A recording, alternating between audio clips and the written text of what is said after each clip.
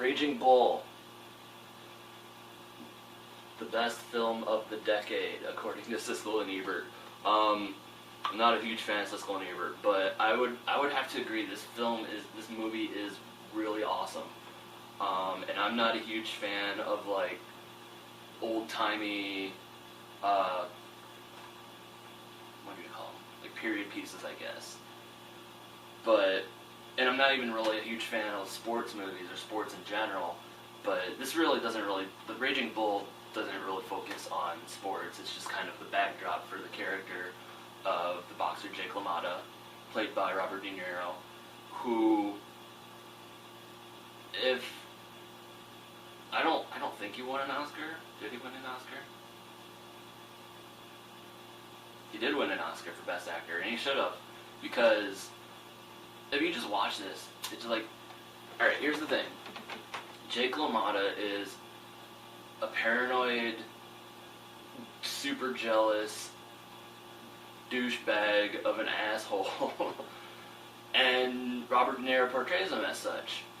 And by the end of the movie, after everything he's done, everything he's put himself and his family and, all the crappy things he's done in his life, everything he's put his family through, and he gets arrested and he has his breakdown in jail, and I'm not a monster, and like that scene, you still feel sorry for him. This guy gets everything that he deserves, and you still feel bad. And that's definitely a testament to Robert De Niro's acting, and Martin Scorsese's directing. I'm not like a huge fan of Martin Scorsese. I don't dislike him. I just haven't seen too many of his movies, but this movie is great.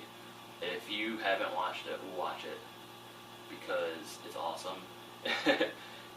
When I had this on DVD, I had like the 2-disc set, the limited edition, and like all the special features from that carried over, including a few new ones for the Blu-ray, and it still comes with Raging Bull on DVD in here. And between the upgrade and save sale and the whole, and then like this disc was also on sale. I think I got this for like $5, and that's like a freaking awesome deal for the package you get. And of course, the film looks great on Blu-ray.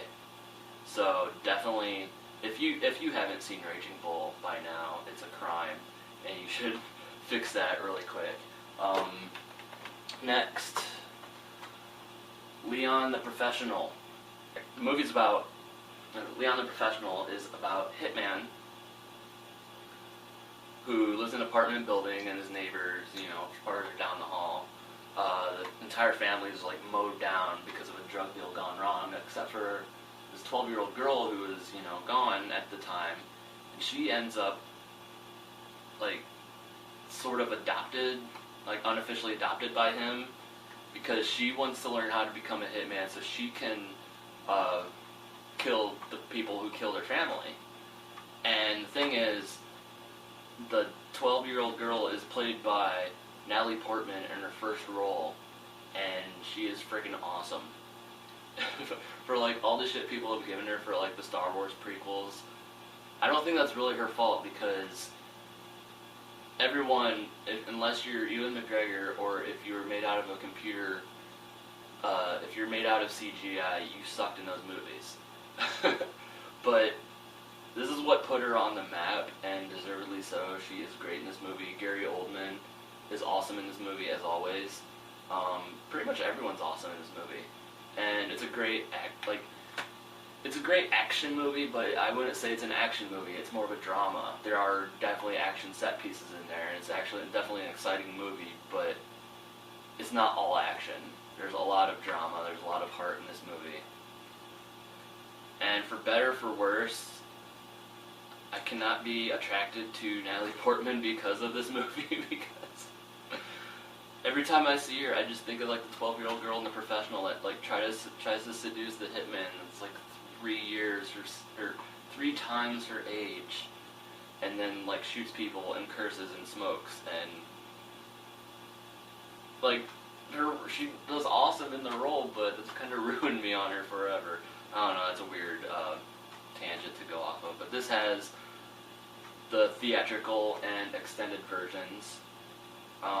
It doesn't really have that many special features on it, though.